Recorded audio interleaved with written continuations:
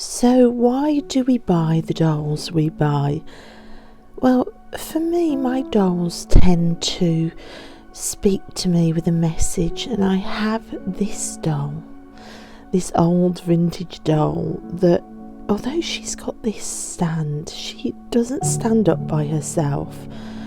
She's overburdened, top heavy, carrying a parcel, a mysterious parcel on her head. She spoke to me of overwhelm, of overthinking, of too much, of falling over, of not asking for help. She spoke to me of a lot of things that I feel in my own life. A little doll carrying it all by herself, unable to ask for help, needing to be picked back up again. She needs to be leant against things like here.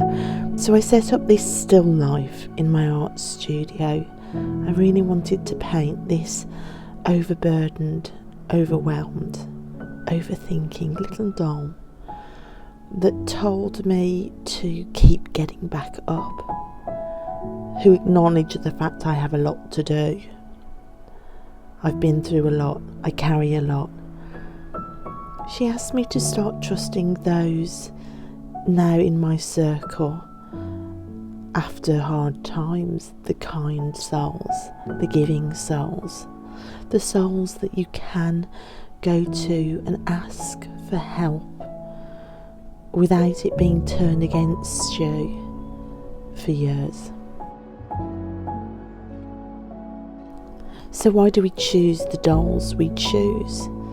They speak to our souls, they have their own individual messages, and through pouring love into this overburdened, overworked little doll, it kind of feels like pouring love into yourself, into the parts of you that feel overwhelmed and overburdened and unable to carry it all and falling over on repeat.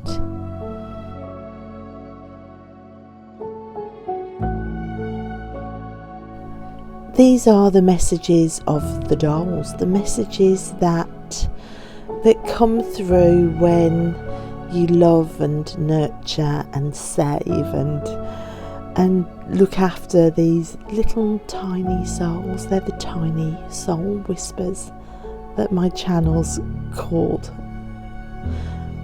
So I decided to paint her, and you can see here a time lapse in oils.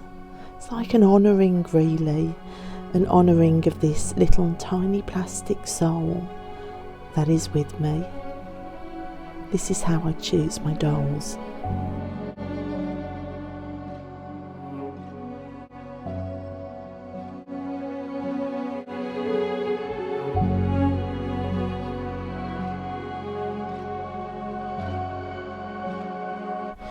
So I think sometimes our dolls are a mirror held up to our own selves about what we need, where we need to pour the love.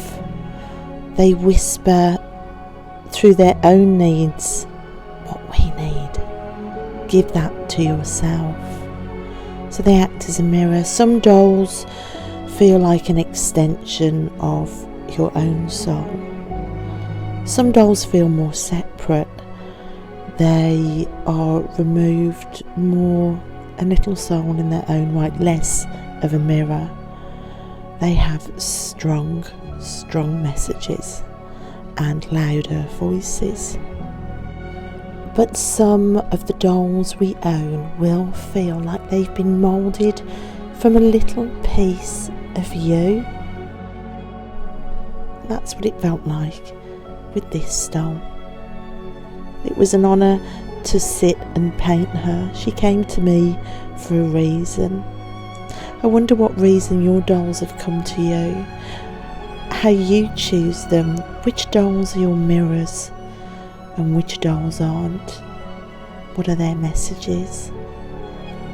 What are their tiny soul whispers to you?